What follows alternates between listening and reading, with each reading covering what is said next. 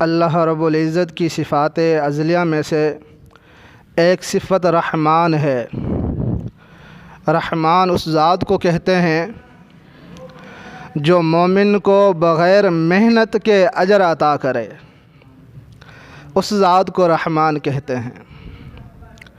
हदीस मुबारक में आता है, ये हदीस मुबारक बुखारी शरीफ के अंदर भी मज़कूर है और दार कुतनी ने भी इसको ज़िक्र किया है। चुनाचे हज़रत अबू हुरैरा रज़ियल्लाहु ताला अन्हु फरमाते हैं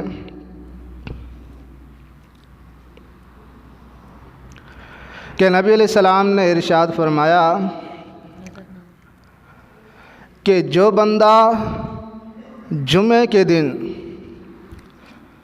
असर की नमाज के बाद अपनी जगह पर बैठे बैठे ये दुरूद शरीफ अल्लाहुम्मा सल्ली अला मुहम्मद नबील उम्मी व अला आलिहि वसल्लम तस्लीमा 80 मरतबा पढ़ ले तो अल्लाह रब्बुल इज़्ज़त उस बंदे के 80 साल के गुनाह माफ़ फरमा देते हैं।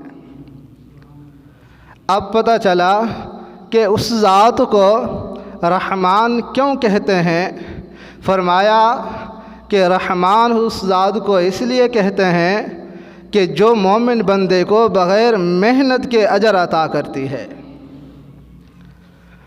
तो अब ये हदीस मुबारक आप हज़रात को जो सुनाई गई, इससे साफ पता चलता है कि वो ज़ात कितनी रहमान है, कितनी करीम ज़ात है वो, कि थोड़ी सी मेहनत की वजह से 5 मिनट भी नहीं लगते ये दुरूद शरीफ पढ़ने से।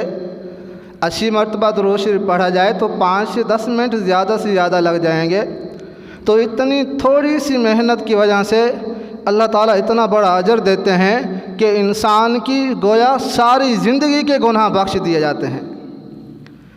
अमूमन औसत उम्र 60 साल, 70 साल, 80 साल तक हो रही है, तो गोया के सारी ज़िंदगी के गुनाह अल्लाह ताला बख्श देते हैं।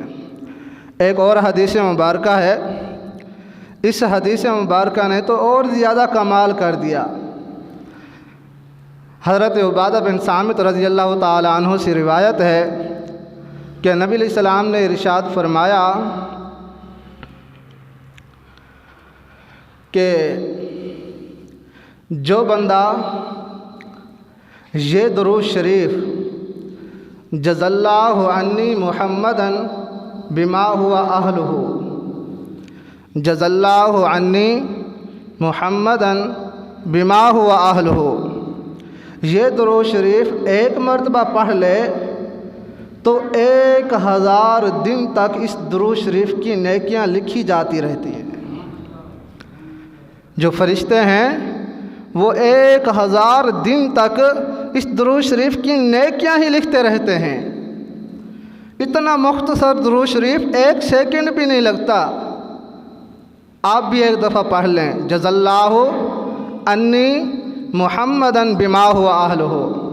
मुख्तसर दुरूद शरीफ है, 1 मरतबा पढ़ने से इतनी नेकियां कि 1000 दिन तक फरिश्ते लिखते रहते हैं। अब बात ये समझ में आई कि उस ज़ात को रहमान कहते ही इसलिए हैं कि वो ज़ात अपने मोमिन बंदे को बग़ैर मेहनत के अजर अता करती है। और अल्लाह रब्बुल इज़्ज़त की सिफ़त रहमान भी है, बहुत रहीम है, रहमान है, मेहरबान ज़ात है। कि वो एक बंदा बुत परस्त था, बुत के सामने बैठकर या सनम पुकार रहा था। गफलत की वजह से ज़रा ऊँघ आई, गफलत की वजह से या सनम की जगह या समद निकल गया ज़ुबान से, तो अर्श से आवाज़ आई, लब्बैक या अब्दी, मेरे बंदे बता क्या तेरी हाजत है, क्यों तूने हमें पुकारा है, बता तू क्या चाहता है। फरिश्तों के अंदर, फरिश्तों की जमात में हलचल मच गई। अल्लाह, ये तेरा नाफरमान बंदा है, ये बुतों की पूजा करने वाला है, ये तेरी ज़ात को नहीं मानता, ये तेरी वहदानियत का कायल नहीं है, लेकिन उसने या सनम की जगह या समद पुकार लिया तो आपने उसे भी जवाब दिया। तो करीम परवरदिगार ने इरशाद फरमाया, फरिश्तों, बंदा तो मेरा ही है, चाहे वो बुत के सामने ही बुत की पूजा ही क्यों नहीं कर रहा, लेकिन अगर मैं जवाब न देता तो फिर बुत के और मेरे दरमियान फ़र्क क्या रह जाता कि इतना अरसा दराज से बुत को पुकार रहा है तो बुत ने कभी उसे जवाब नहीं दिया। अगर मैं ना देता तो फिर मेरी वहदानियत और खुदाई के अंदर फ़र्क क्या रह जाता।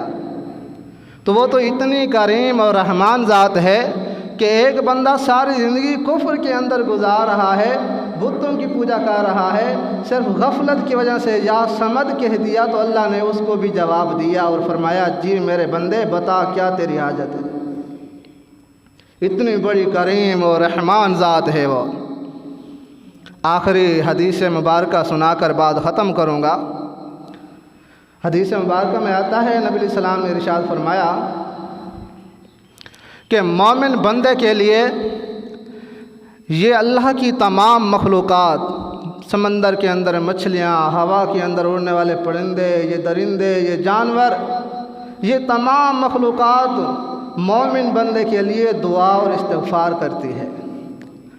अब सवाल पैदा होता है, अल्लाह तेरी मखलूक मछलियाँ और दरिंदे और परिंदे वो इस्तिग़फ़ार करें और उनके इस्तिग़फ़ार और उनकी नेकियां हमारे नाम अमाल के अंदर क्यों लिखी जाती हैं। आवाज़ आती है, मेरे बंदो तुम तो मेरी याद से गाफिल हो गए, तुमने मेरा नाम लेना छोड़ दिया, मुझे याद करना छोड़ दिया, लेकिन मैं तो ज़ात रहमान हूँ, बड़ी करीम हूँ, तुमने मुझे याद करना छोड़ दिया, मेरा नाम लेना छोड़ दिया।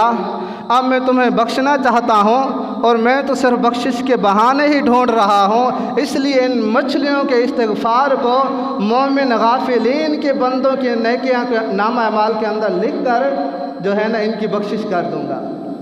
तो अब अंदाज़ा लगाइए अल्लाह रब्बुल इज़्ज़त की ज़ात कितनी मेहरबान ज़ात है कि नेकियां मछलियां करती हैं, इस्तिग़फ़ार मछलियां करती हैं, उनकी नेकियां उठाकर हमारे नाम अमाल के अंदर लिख कर हमारे गुनाहों को बख्श दिया जाता है और हमारे दर्जात को बुलंद कर दिया जाता है। तो अल्लाह रब्बुल इज़्ज़त इतनी मेहरबान ज़ात है और उसकी रहमत बहुत वसी है। रहमती वसियत कुल्ल शै, अल्लाह रब्बुल इज़्ज़त की रहमत अल्लाह के गज़ब पर गालिब है, अल्लाह के गुस्से पर गालिब है, बहुत ज़्यादा मेहरबान ज़ात है। तो इंसान को अल्लाह की रहमत से मायूस नहीं होना चाहिए, क्योंकि हमारे मसला के अहनाफ अहल सुन्नत वल जमात के अंदर ये भी एक अक़ीदा है कि अल्लाह की रहमत से मायूस होना भी कुफ्र के अंदर दाखिल है। तो अल्लाह की रहमत से मायूसी नहीं होनी चाहिए।